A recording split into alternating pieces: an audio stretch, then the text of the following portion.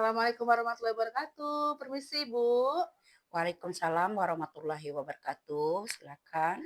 Selamat pagi, Bu Masnun. Pagi. Apa kabarnya Ibu Masnun hari ini? Alhamdulillah baik-baik saja. Alhamdulillah. Jadi gini Bu ya, sebelumnya saya memohon maaf telah mengganggu waktunya Ibu Masnun dan saya mau ucapkan terima kasih banyak atas waktu dan kesempatan yang telah Ibu berikan kepada saya.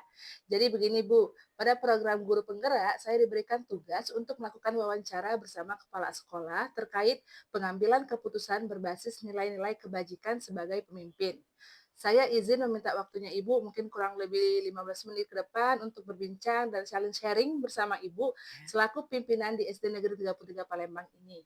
Saya berharap nantinya Ibu dapat berbagi pengalaman kepada saya bagaimana sih menyikapi atau mengambil sebuah keputusan ketika Ibu berada dalam situasi yang dilematis. Ya, Kira-kira pertanyaan pertama Bu ya, ya. kira-kira Ibu sudah berapa lama ya Bu ya menjadi pemimpin di sekolah ini? Sudah 2 tahun. Oh, sudah jalan 2 tahun, Bu, Ya, ya? Oke. Wah, saya rasa itu sudah cukup lama waktunya. Jadi Ibu mungkin sudah sangat berpengalaman dalam mengambil suatu keputusan dan mungkin sering menjumpai keputusan yang sulit sehingga harus dipikirkan dengan matang. Baik, Bu, kita dimulai saja pada pertanyaan pertama, Bu, ya. ya. Oke. Selama ini, bagaimana Ibu dapat mengidentifikasi kasus-kasus yang berupa dilema etika atau bujukan moral? Mengidentifikasi dari sumber yang terkait, misalnya guru, peserta didik, dan orang tua, saya melakukan pendekatan personal sehingga bisa memahami kasus tersebut dan saya gunakan untuk mengeluarkan kebijakan. Oke, jadi selama ini, bagaimana Ibu menjalankan pengalaman keputusan di sekolah Ibu? Terutama untuk kasus-kasus di mana Ibu bersama 2 kepentingan yang sama-sama benar atau sama-sama mendukung nilai kebajikan. Melihat secara objektif, dari setiap kasus yang ada, saya memposisikan sebagai penengah dalam membuat pengambilan kebijakan dengan melihat prioritas dan organisasinya. Oke, baik Bu ya. Nah, pertanyaan ketiga nih Bu, bagaimana atau langkah-langkah atau prosedur seperti apa yang biasanya Ibu Master lakukan selama ini? Langkah pertama, saya akan mengumpulkan informasi dari koordinator bidang.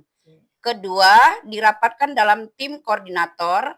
Ketiga, setiap koordinator diberi kesempatan untuk mengutarakan pandangan terhadap kebijakan yang akan diambil. Keempat, umpan balik dari pengawas sekolah. Kelima, implementasi dari monitoring. Oke, selanjutnya Bu ya, pertanyaan berikutnya. Hal-hal apa saja nih yang selama ini Ibu anggap efektif dalam pengambilan keputusan pada kasus-kasus dilema etika, Bu? Hal-hal yang paling efektif ialah dengan mengumpulkan informasi, selanjutnya memanggil pihak yang bersangkutan, selanjutnya berkomunikasi dari hati ke hati untuk memperbaiki situasi. Intinya tidak mengambil keputusan sepihak saja. Oke, lanjut nih Bu ya. Pertanyaan berikutnya nih Bu, tentang hal-hal apa saja yang selama ini merupakan tantangan dalam pengambilan keputusan pada kasus-kasus dilema etika yang biasa Ibu Masen hadapi? Tantangan terbesar ialah adanya pihak yang tidak mendukung kebijakan yang diterapkan karena keterbatasan kemampuan dari guru. Solusinya mengaktifkan tutor sebaya atau dimasukkan pada kelompok yang menonjol sehingga bisa maju bersama. Bila tantangan muncul dari wali murid, maka wali murid tersebut kita ajak komunikasi untuk kita pecahkan bersama-sama. Oke, jadi seperti itu Bu ya, Ya, melakukan komunikasi dalam dari wali murid juga ya. tentunya. Selanjutnya Bu, pertanyaan berikutnya. Apakah Ibu memiliki sebuah tata kala atau jadwal tertentu yang Ibu rancang dalam sebuah menyelesaikan kasus dilema etika? Apakah Ibu langsung menyelesaikan di tempat atau memiliki sebuah jadwal untuk menyelesaikannya? Bentuk atau prosedur seperti apa yang biasanya Ibu jalankan dalam mengalami dilema etika tersebut, Bu?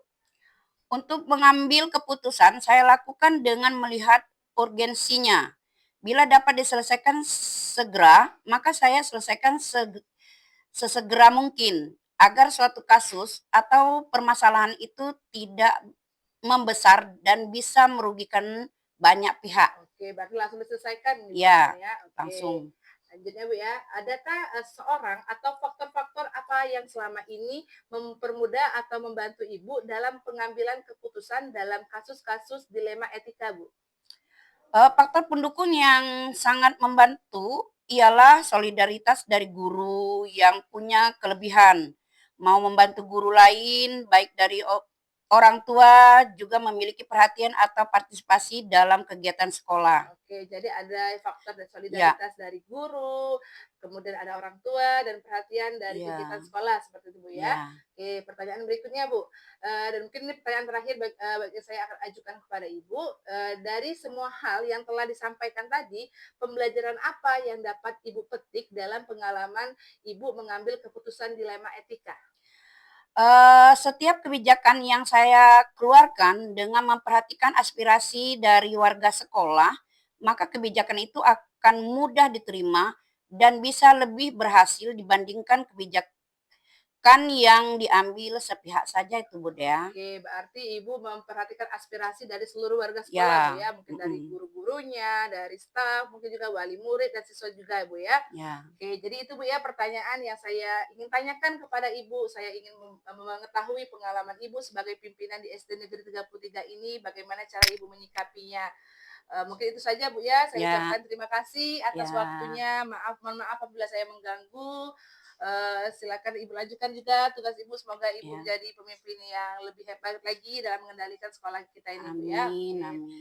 Oke Bu ya, saya pamit Ibu ya. Saya Ya. akhiri Bu. Assalamualaikum warahmatullahi wabarakatuh. Waalaikumsalam warahmatullahi wabarakatuh.